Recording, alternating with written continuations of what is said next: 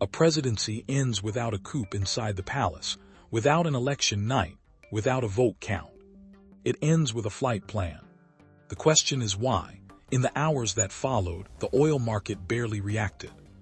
If you value restrained, evidence-based documentary analysis, consider subscribing. This is TroopTalk. Let's begin. The trading screens come alive before dawn. Fluorescent light. The hum of air conditioning. A bank of monitors showing the same numbers in different fonts. Brent, WTI, refinery margins, shipping rates. Traders sip coffee and watch the first price prints of the week. A headline slides across the terminal in clean, unforgiving text. The U.S. has captured Venezuela's president, Nicolas Maduro. In another era, such a sentence would have sent oil climbing on reflex. In this era, the price does not jump. It slips. On January 5, 2026, Brent crude opens down, sliding under a narrative that has been building for months. Too much supply, too much caution, too little demand momentum. The geopolitical shock is real. The market's response is not. That disconnect is the story. On January 3, 2026, the United States announced that Nicolas Maduro had been captured and removed from Venezuela.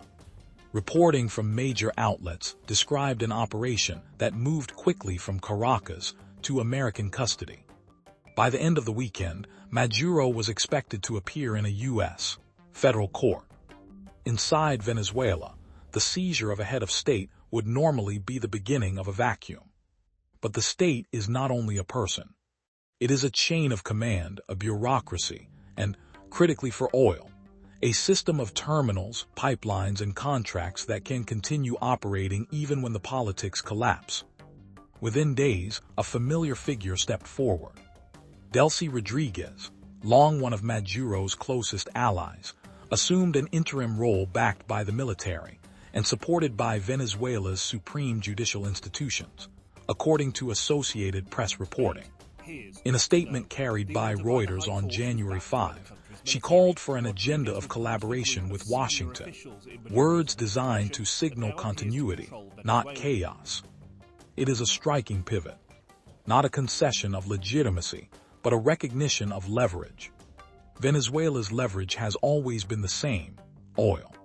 Not just the reserves, some of the largest on Earth, but the possibility, always present in the minds of policymakers and traders, that those reserves could return meaningfully to global markets. And yet, the oil market did not treat Maduro's capture as the opening of a tap. It treated it as a headline sitting on top of constraints. The first constraint is simple: Venezuela's oil is not a switch. It is an industrial system weakened by years of underinvestment, mismanagement, sanctions, and the exodus of skilled labor. Even when production rises, it does so slowly, with spare parts flown in, drilling rigs repaired, and pipelines coaxed back to life. A political rupture does not rebuild a refinery. The second constraint is the nature of the crude itself. Much of Venezuela's production is heavy, sour crude, thick, sulfur-rich oil that requires specific refining configurations. It is not easily interchangeable with lighter grades. Refineries that can process it, particularly in the U.S. Gulf Coast, are valuable precisely because they are specialized. When Venezuelan barrels disappear, refiners look for substitutes: Canadian heavy crude, Mexican Maya, and other similar blends. Price becomes a negotiation among imperfect replacements. The third constraint is sanctions. For years, Venezuela has lived in a world of block transactions and conditional licenses, where buyers, shippers, and insurers must interpret not only written rules but the enforcement mood behind them. Sanctions do not merely prohibit, they inject uncertainty into every contract. Even a rumor of a tighter quarantine can deter a cargo. If you follow global power through the mechanics of markets, sanctions, shipping, and supply, consider subscribing. On January 4, 2026, the Associated Press reported that the U.S. Secretary of State described an oil quarantine as a primary lever, walking back broader suggestions that the United States would govern Venezuela directly. The message was blunt in its implications. Washington's influence would run through energy. This is the market's reality. Venezuela's political future is important, but the terms under which its oil can be sold and paid for matter more. Traders and refiners understand that a barrel that cannot be insured, financed, or legally delivered does not relieve supply pressure. There is also a larger story behind the price action, and it begins not in Caracas but in Vienna and Riyadh. On January 4, 2026, one day after Maduro's capture, OPEC Plus met and decided to keep output steady. It was a brief meeting, according to Reuters reporting, and it avoided explicit discussion of the political crises touching multiple member states. The group's choice was, in essence, to stay on script. OPEC Plus is not a monolith. It is a coalition of interests that overlap and collide. But it remains, by some estimates, responsible for roughly half of global oil production. Its value is not only in the barrels it controls, but in the reassurance it can offer that supply will not be pushed into instability by panic. In 2025, oil prices fell sharply. Reuters described a drop of more than 18% over the year, the steepest annual decline since 2020. That fall did not come from a single event. It came from a drift in expectations, supply growth, demand uncertainty, and a market increasingly convinced that the world has time, at least for now. In that context, the capture of Maduro did not read as a supply shock. It read as a political shock whose effects might take months to touch physical flows, if they touch them at all. This is the difference between a crisis that changes headline and a crisis that changes logistics. Oil is traded in paper long before it is delivered in steel. Futures contracts, options, and hedges move in milliseconds. But the physical market is slower. Tankers take weeks to cross oceans, refineries plan feedstock months in advance, and spare capacity, real spare capacity, must exist to respond. When traders decide whether to price a geopolitical event, they ask a practical question. Will fewer barrels reach buyers next week? Next month? In Venezuela's case, the answer is rarely immediate. Even during periods of relative stability, Venezuela's output has been constrained by power shortages, equipment failures, and the complex requirements of heavy crude production. Much of the country's oil belt requires diluents, lighter hydrocarbons used to thin the crude so it can flow. Those diluents have often been imported or sourced through complex arrangements. When sanctions tighten, access to diluents becomes another bottleneck. Then there is the export chain. Venezuela's key terminals, points like Jose, where crude is blended and loaded onto tankers, are vulnerable not only to sabotage or conflict, but to the quiet attrition of maintenance delays. Pumps fail. Storage tanks corrode. Valves leak. These are not cinematic failures, but they are decisive. It is possible, in the months ahead, that political change could improve the operating environment. International service companies could return, and capital could re-enter. But this is a process measured in quarters and years, not days. And the market on January 5, 2026, was trading the next few weeks. That same day, Reuters reported that most Gulf stock markets eased as oil prices weakened, driven by oversupply concerns that outweighed geopolitical risk. This is the tell. Gulf markets, whose fortunes are intimately tied to oil, were not reacting with fear. They were reacting with the calm of a market that believes supply is manageable. If you want this kind of quiet, evidence-led geopolitical analysis, without slogans, consider subscribing. The absence of panic does not mean the crisis is irrelevant. It means the market is choosing a framework, fundamentals first, geopolitics second, until the opposite becomes unavoidable. To understand why, it helps to look at what OPEC Plus was doing before Maduro's capture. The coalition has been managing output through cuts, pauses, and gradual, conditional increases. Reuters reporting noted that 8 key OPEC Plus members had agreed to pause output hikes through March 2026. The next formal meeting was set for February 1, 2026. This schedule matters.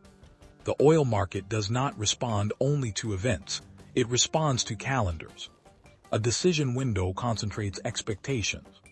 If Venezuelan supply were expected to change, or sanctions policy were expected to shift, traders would look for it to intersect with OPEC Plus decisions, refinery demand cycles, and the seasonal rhythms of consumption.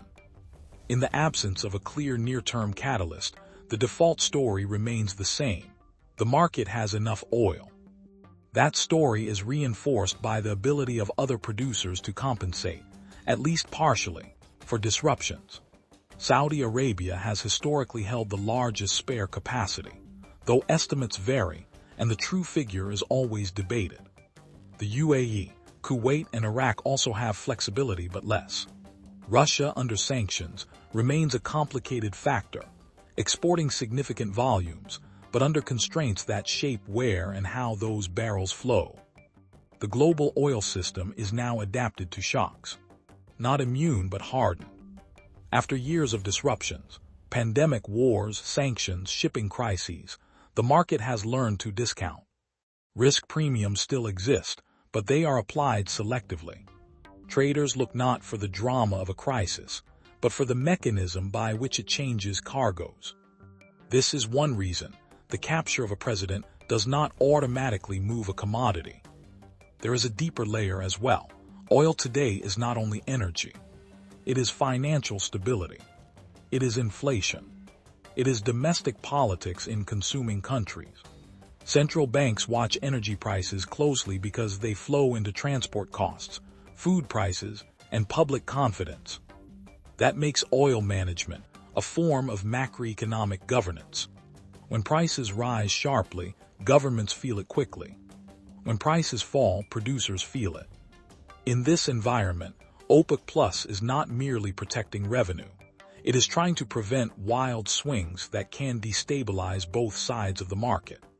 That is why, even amid political turmoil among members, the group's instinct is toward continuity. This does not mean OPEC Plus is stable. It means it is disciplined, for now. Reuters noted tensions between Saudi Arabia and the UAE, and political unrest affecting other producers. Such stresses are not new, but they accumulate. The cartel's credibility depends on compliance and trust, and those are fragile in moments of geopolitical strain. The Venezuela crisis adds another complication. What happens if Venezuela, under new leadership, seeks to expand production aggressively? What happens if the United States tightens or loosens sanctions? What happens if European or Asian buyers attempt to re-enter Venezuelan crude markets through legal or gray channels? These are not speculative fantasies. They are policy decisions with timelines. In the days after Maduro's capture, statements began to hint at direction rather than detail. According to Reuters, Delcy Rodriguez called for improved relations and mutual respect. According to the AP, U.S. officials emphasized the oil blockade rather than direct governance. Each side was signaling that oil would remain a central instrument.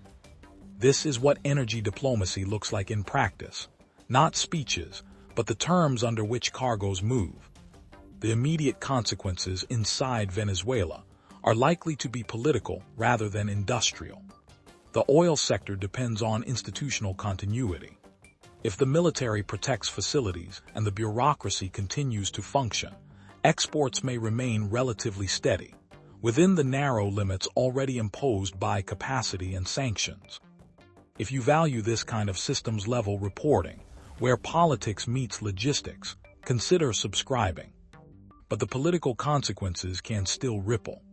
Leadership change can alter the risk profile for operators, the willingness of foreign partners to engage, and the probability of unrest that could threaten infrastructure. Even if the pipes remain intact, the insurance premiums can rise. And yet, in early January 2026, those premiums did not surge. not enough to overwhelm the market's belief in oversupply. That belief is rooted in the numbers of the broader system, non-OPEC production growth, inventory levels, and the demand outlook, which remains uncertain as economies balance inflation control against growth. It is also rooted in a structural shift. The world's energy transition is not eliminating oil demand, but it is reshaping expectations. Investors are cautious about funding long-cycle projects. Producers are cautious about overexpanding. Markets are cautious about believing in shortages. The paradox is that this caution can create volatility later. When investment slows, spare capacity erodes. When spare capacity erodes, shocks matter more. So the absence of a shock today does not mean the system is safe. It means the system is choosing to believe it is safe. The next 12 to 24 months will test that belief along three axes. The first is Venezuela's internal stability and administrative control. If Delcy Rodriguez's interim leadership holds, and if the state can maintain operational continuity, the oil sector may remain a tool of diplomacy rather than a casualty of disorder. But if the transition becomes contested, the risk shifts from politics to infrastructure. Terminal disruptions, strikes, or sabotage would immediately change the market calculus. The second axis is U.S. policy. A strict oil quarantine could harden, limiting Venezuela's ability to monetize exports, even if production rises. A loosening, through waivers, licenses, or negotiated arrangements, could allow more legal barrels to reach the market. Such shifts would be gradual, but they would be visible. In shipping data, in refinery intake, in payment channels. The third axis is OPEC plus cohesion. The February 1, 2026 meeting will be watched not for dramatic announcements, but for signals. Whether the group still sees oversupply as the dominant risk, and whether internal disputes threaten discipline. If OPEC plus holds firm, prices may stay restrained. If it fractures, volatility returns. None of this can be understood through headlines alone. Oil is not moved by surprise. It is moved by flows. There is a moment, sometimes, when those two converge, when a political event changes the physical map. A pipeline goes offline. A terminal is damaged. An insurer refuses coverage. A bank refuses settlement. A sanctions authority issues a new rule. Then a headline becomes a constraint. Maduro's capture has not yet reached that threshold. It has changed the political theater. It has not changed the barrels. For now, the oil market is sending a message. The machinery of supply is bigger than any one leader and more stubborn than any one crisis. Back on the trading floor, the screens continue to flicker. The price ticks down by cents, then up again, as algorithms and humans reconcile the same contradiction. A state collapses. A commodity shrugs. In oil, power is not only who governs a country. It is who can keep the valves turning, who can move cargo legally, and who can convince the market that tomorrow's supply will arrive. The numbers keep updating. The crude keeps moving. And the world learns again that geopolitics becomes a price only when it becomes a disruption.